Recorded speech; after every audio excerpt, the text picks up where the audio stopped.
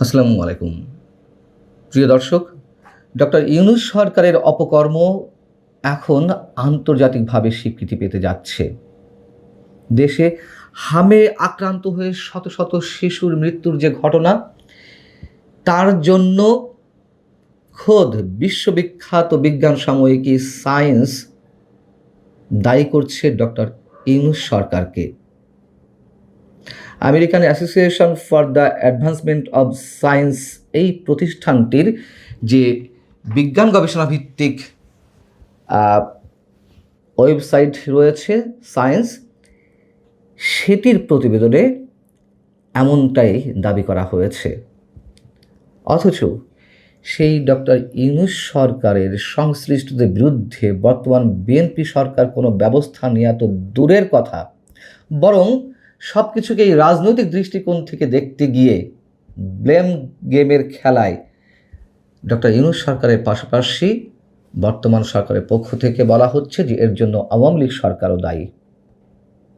সব কিছুকেই রাজনৈতিক দৃষ্টিকোণ থেকে দেখতে হবে, সব কিছুতেই প্রতিপক্ষকে ঘায়েল করার চেষ্টা করতে হবে মিথ্যা দাবি সামনে নিয়ে এসে।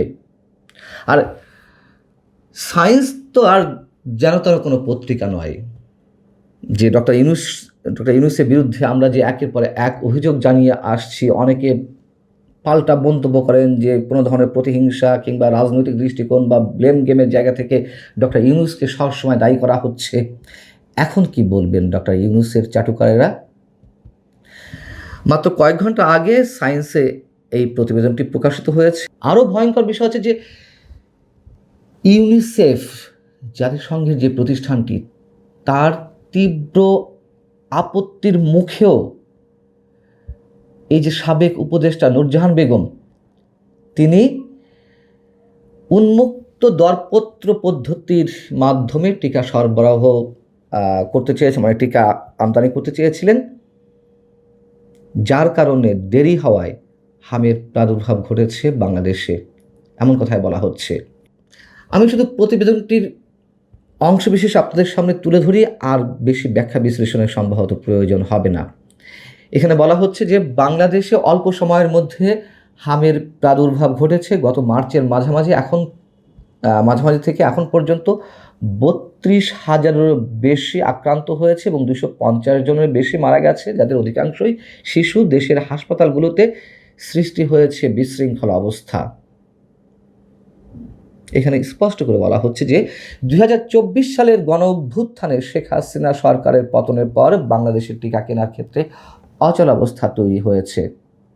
সেখান থেকেই হাম মহামারীর সূত্রপাতের ঘটনা ঘটেছে। এই প্রতিবেদনে বলা হচ্ছে ওই সময় দেশ জুড়ে টিকার তীব্র সংকট তৈরি হয় এবং টিকাদানের হার কমে যায়। ইউনিসেফ এই টিকা সরবরাহ করত, যার অর্থায়ন করত বিশ্বজুড়ে সরকারি বেসরকারি অংশীদারিত্বে পরিচালিত টিকার জোট গ্যাভি এবং বাংলাদেশ সরকার।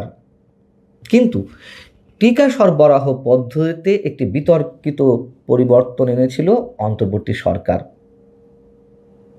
2025 সালের সেপ্টেম্বরে অধ্যাপক ডক্টর মোহাম্মদ ইউনূসের নেতৃত্বাধীন অন্তর্বর্তী সরকার ইউনিসেফের মাধ্যমে টিকা কেনা বন্ধ করে দিয়ে উন্মুক্ত দরপত্র পদ্ধতি চালু করে।